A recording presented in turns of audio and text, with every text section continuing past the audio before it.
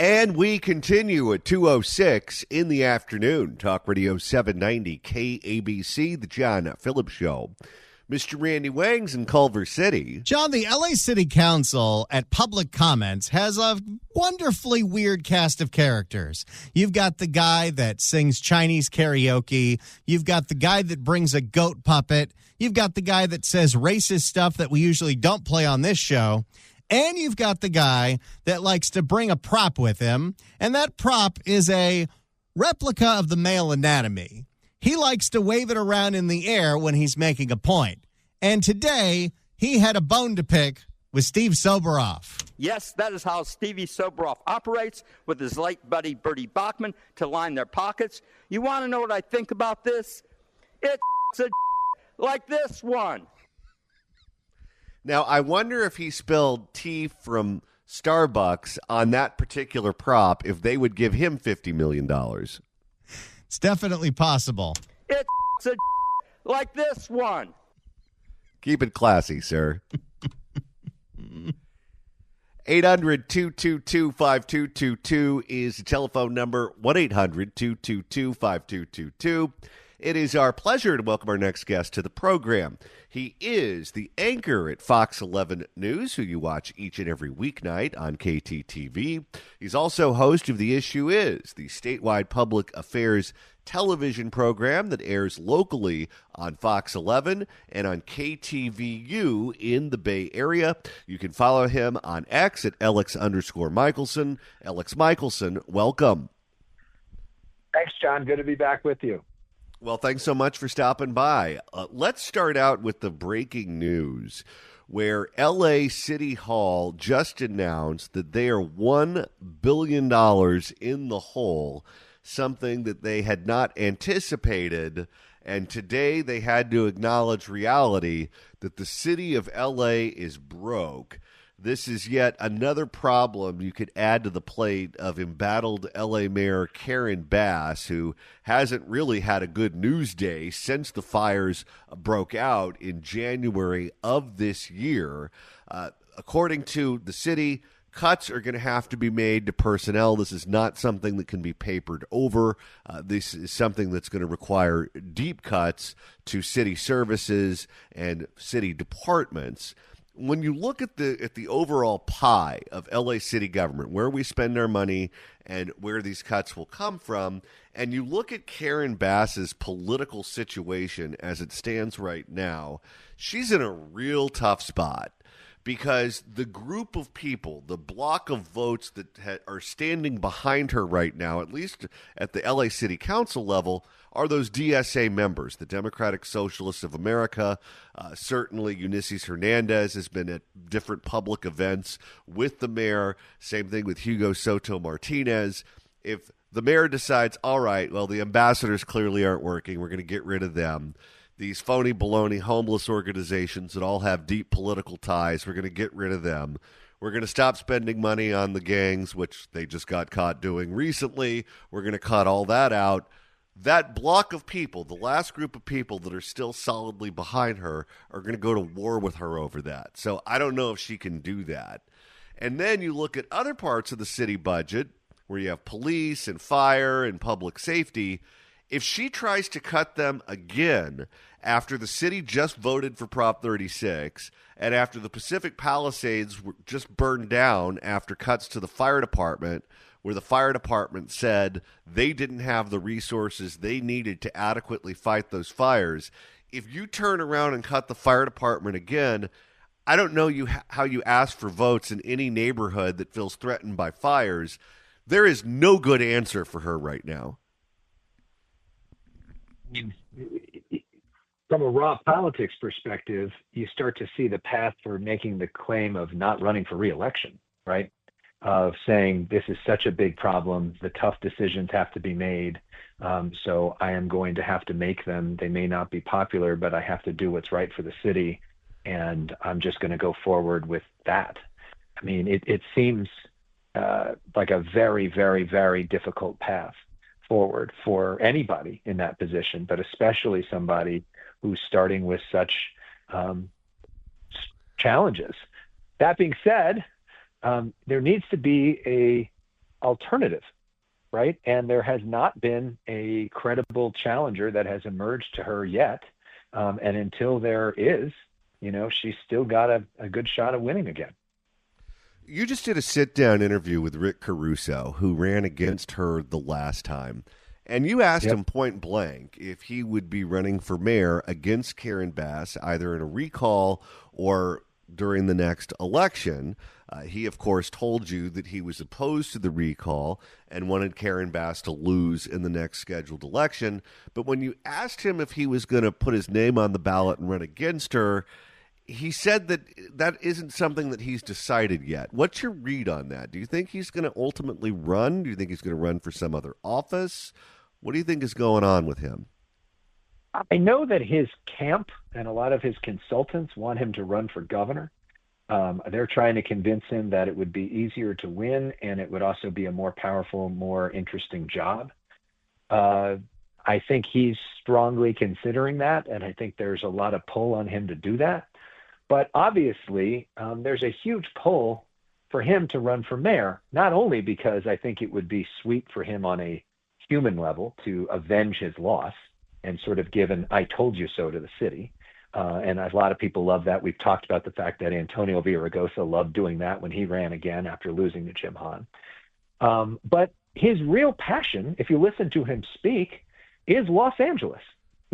I don't ever hear him talking about bills in Sacramento or working with Scott Wiener on YIMBY or NIMBY or any of that kind of stuff. His passion is what he spent his life's work doing, which is working within the Los Angeles government. He worked for the LADWP. He worked for the police commission. He's worked on all these different building issues as a developer. He spent 2 years going around the city talking to people about city issues. And so I think that's where his heart is. That's where his family is. That's where his homes are. They're not in Sacramento. That being said, the Sacramento governor's job is a much, much, much bigger, much more powerful, much more important job in terms of what you can actually do with it, in terms of all these issues that he cares about.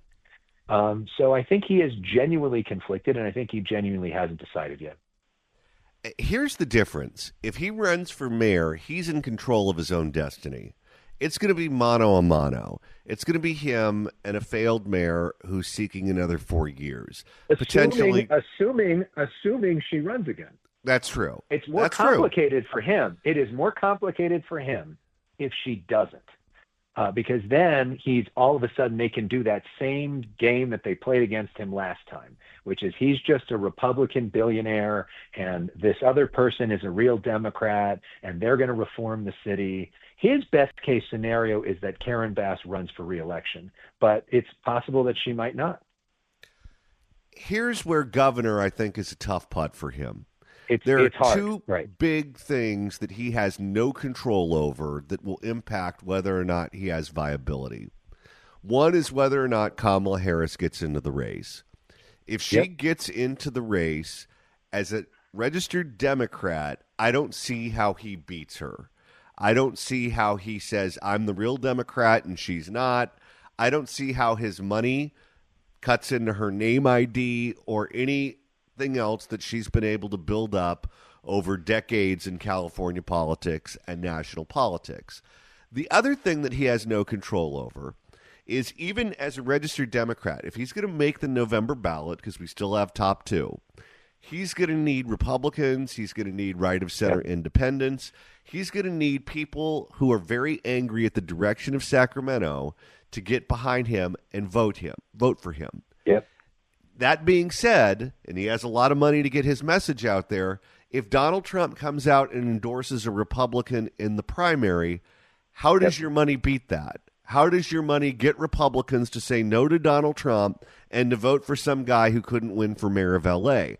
I don't see how that works. That would be the real challenge, right? Because if Donald Trump endorses, whether it be Steve Hilton or Chad Bianco, or if your friend Rick Grinnell gets into the race, who he really loves, he would most likely endorse certainly Rick Grinnell. And then all of a sudden you've got at least 35% of the state voting for that person. And so that's really, really, really tough. So what Rick Caruso, to win governor, basically needs a perfect hand, which is that Donald Trump doesn't get involved in the race. Maybe the Republicans aren't that excited about Steve Hilton or Chad Bianco. Rick Grinnell stays out of the race. Caruso gets enough Republicans, enough Democrats who are frustrated with the system to get him into the top two. And then he makes the top two, whether it's him versus Katie Porter or him versus Kamala Harris, about competence and kind of run against the Democratic machine, but from a friendlier, more democratic place, and convince Republicans to vote for him, even though he supported Kamala Harris. Like, it's not easy. You're right. The easier thing is just run for mayor against Karen Bass if she's in there, and then you got a 50-50, maybe 55-45 chance of winning.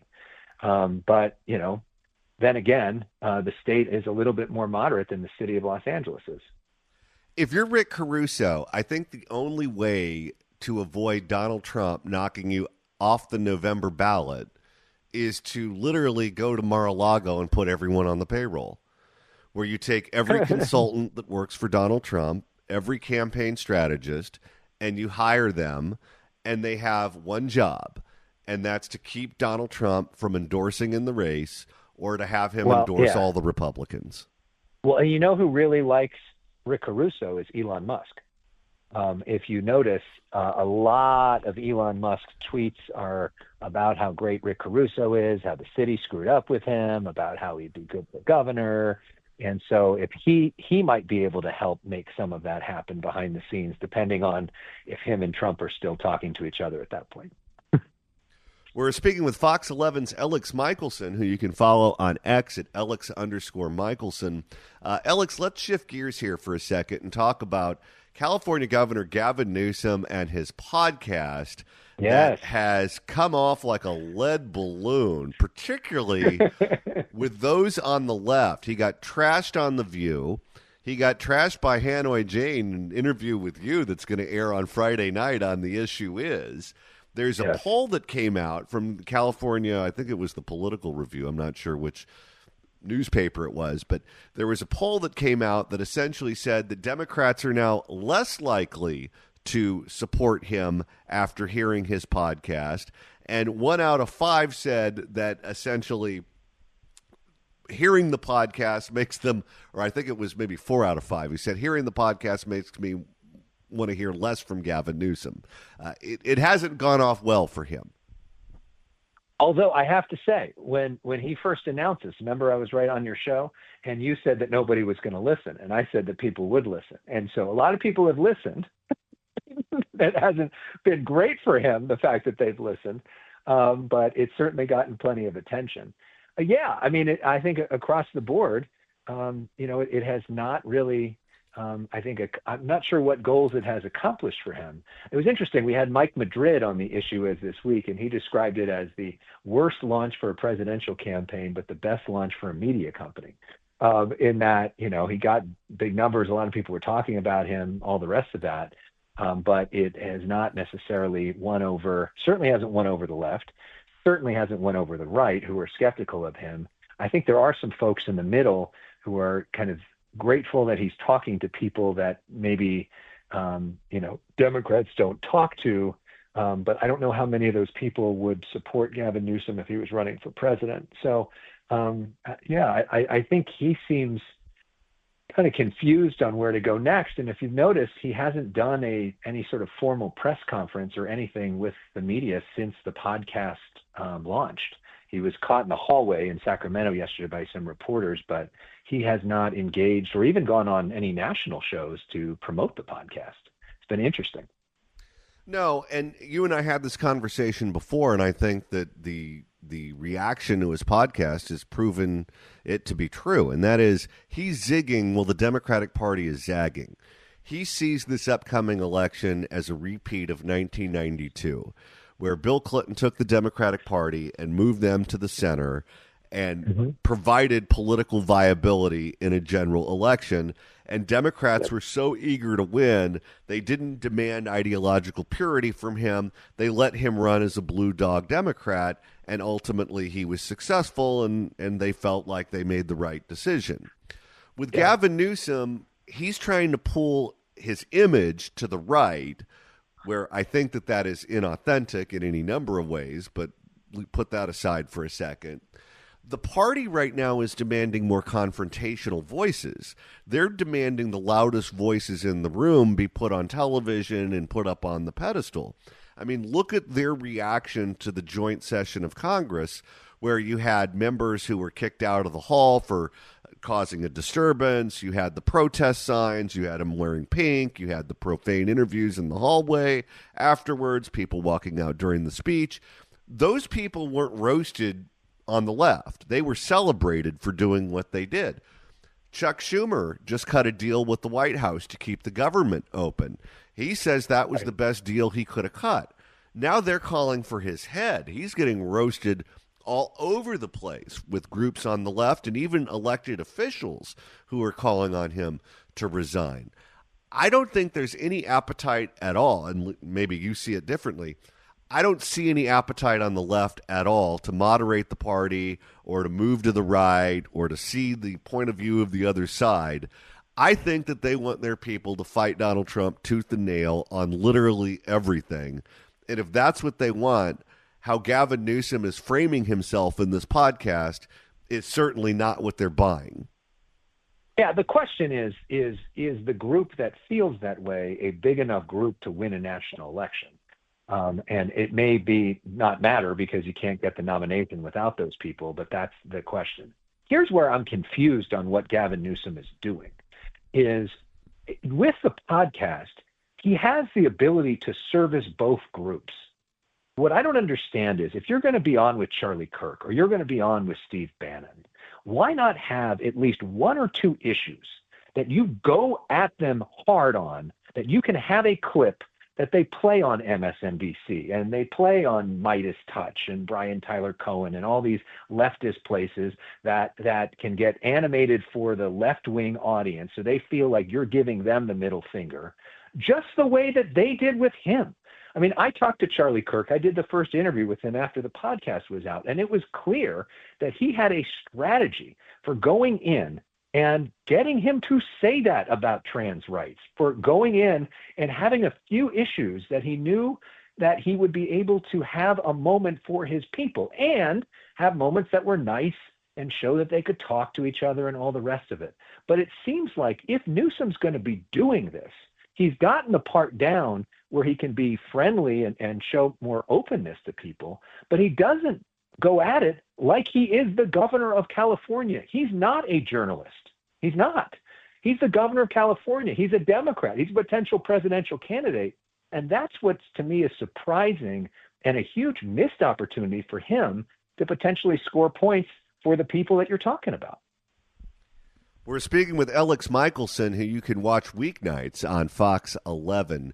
You also had a sit-down with Katie Porter, who is a declared candidate for governor here in California, and she initially gave you an answer to a question that she's kind of walked back a little bit, where you asked her if Kamala Harris gets in the race, is your campaign done? She essentially said yes to you.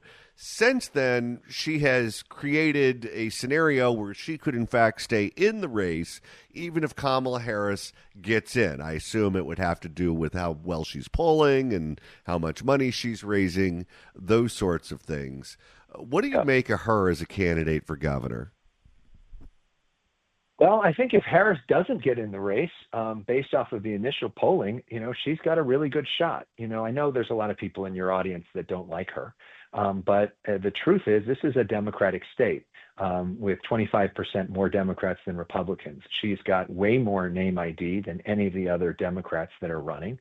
And so if she was able to especially get into a top two with a Republican candidate, if Trump was endorsing somebody, I think she would be our next governor. So I think she's got a real good shot of winning, whether you like her or you don't. In terms of Kamala Harris, that is a weird answer. And I said that to her face, that's a weird answer, to be saying I'm I'm great. Give me money. I'm the next governor. I'm the most competent person, unless she gets in, and then we'll reassess. It's like you're either the best person or you're not the best person. I mean, one thing that somebody told me that's smart in this space that I hadn't thought of and I didn't quite realize is that one option for Porter would be potentially to run for lieutenant governor if Harris gets in, and she could transfer her fundraising down to that race. In which case she would kind of blow everybody else out of the water for lieutenant governor. She's friends with Harris. They almost could run as a ticket. And then she's set up to be the next governor in the future. You mentioned that this audience doesn't like her, and that's quite an understatement. But her main problem... I know who your audience is. Her main problem is not that this audience doesn't like her. It's the Democrats don't like her. Nancy Pelosi hates her guts and doesn't really do much to hide that. Adam Schiff does not have a high opinion of Katie Porter. I think there was only one member of Congress who endorsed her when she ran for U.S. Senate, and that was Elizabeth. Robert Garcia did, and Elizabeth Warren, the senator from Massachusetts. But outside of those two, to my knowledge, everyone else got behind either Adam Schiff or Barbara Lee, and the California delegation, who knows her best, primarily got behind Adam Schiff. It's not just that Republicans don't get along with her. Democrats don't get along with her either.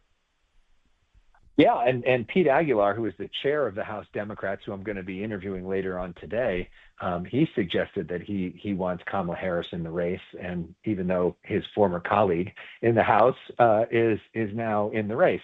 That is an issue for her. But maybe she's able to use that as an advantage, because you know who else is frustrated with the Democratic Party in California right now? A lot of Democrats.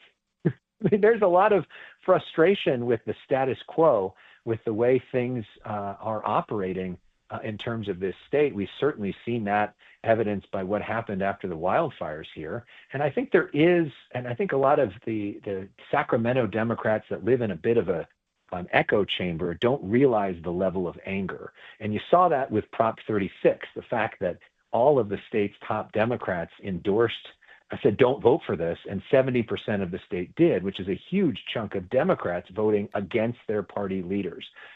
So I think there is a lane for somebody who is able to make a clear distinction of how they are going to do things differently than Gavin Newsom. I asked that question to Katie Porter. What would you do differently? And she basically said we need to have more focus, and her big issues were housing, and then didn't really lay out a specific plan in terms of housing. So there is a lane there for somebody if they're smart and do it right. I'm just not quite sure who that person is. I know you played recently our interview with Matt Mahan, the mayor of San Jose, who I know you and Randy were impressed by, who's running as sort of a business-friendly, moderate Democrat taking on the homeless industrial complex. Would there be a home for somebody like him running for governor with that sort of platform? Would the state go for something like that? I think the state might be open to it. Elex Michaelson, anchor at Fox 11. You can watch him each and every weeknight on Fox 11. And he's also host of The Issue Is, which airs Friday nights here on KTTV and in the Bay Area on KTVU. Jane Fonda is the guest this week, and I'm sure this audience will warm up to her as well. Well, it's not just Jane Fonda. We also have, it's a look at this big fight over oil in Santa Barbara. And she's pushing the governor on that front. But we talked to the head of Sable Oil, who was trying to do with a different perspective. We talked to some of the oil workers who are really frustrated by what Jane Fonda is doing, and sort of look at what are we going to do in terms of oil, climate, energy as a state going forward. All right. Elex Michaelson, thanks so much for stopping by. Thanks, John. If you'd like to email the show, you can do so at johnnydon'tlikeshow@gmail.com. That's johnnydon'tlikeshow@gmail.com. And Randy, now that the end of the show is quickly approaching, if you want to continue listening to us after we sign off at 3, that's easy to do. Like, let's say you don't even know who this Katie Porter is that Johnny was talking about.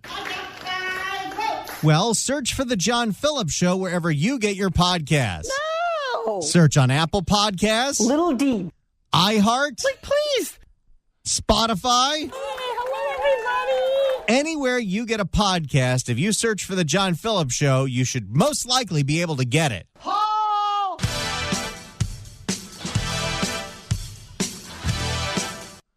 I wonder if Jane Fonda's going to vote for Katie Porter. I call it the shift gift. Or maybe she'll just write in Ho Chi Minh. Winner, winner, chicken dinner. And Randy, coming up in about a week and a half, we're going to go live in the San Francisco Bay Area. Mark your calendars. Tuesday, April 1st, The John Phillips Show is expanding to the Bay Area. We're still going to be here live every day from noon to 3 on 790 KABC in Los Angeles and Southern California, but we'll be simulcasting live on 810 KSFO in the Bay Area. So at the same time we're broadcasting to LA and Orange County, we're broadcasting to San Francisco, San Jose, and of course, Oakland. I said, hell no, baby boy. Let me get up on out of here. And taking calls from the residents of Oakland. Oh, my God. They melted the basketball court. And covering everything that we cover on a daily basis here on the state of California. Now on 2 great stations, The John Phillips Show, expanding to the Bay Area on April 1st. And right now it's time to open up the California Crime Blotter. If the cashier is dummy. Questions? And today's first edition, and possibly the only edition, based on how much time we have left, takes us to the MTA. Yet another Metro stabbing, which happened just a day after Janice Hahn declared Metro is right on track to be as great as possible for the Olympics. I love the bus driver. You go, girl. For more on yet another Metro stabby, here is NBC4. And developing now, police are looking for a man who stabbed a passenger on a Metro train in Studio City. So as you know, security has been a really big issue with Metro. We've reported on a number of attacks on buses and trains. Janice Hahn was literally on NBC4 the day before talking about how great the buses and trains are now. NBC4's Lauren Coronado is at the Studio City station with what Metro leaders are saying about all of these safety concerns. Lauren. Lynette, Adrian, good morning. First of all, the station is back open after it was closed for the investigation yesterday. So that's something to note here at the Universal City Studio City station. I have seen fistfights on that platform. You may want to avoid riding the Metro. And of course, this is a huge concern for a lot of passengers. In fact, some of the passengers watched that stabbing happen, and the LAPD has a warning for other passengers this morning. By the way, I took calls on the Metro on the News Blitz the other day because of Janice Hahn. I got the most interesting piece of advice from someone that has ridden Metro. Even if it's the summertime, never, ever, ever, ever, ever, ever, ever ride Metro in shorts. No, I don't ride the Metro, and I know that much. You will get a skin infection. You may want to consider not using the Metro. If you don't feel comfortable, it's not worth it. Get off and get the next one. Or how about you call a Waymo? Yeah, the next one's going to be just as bad.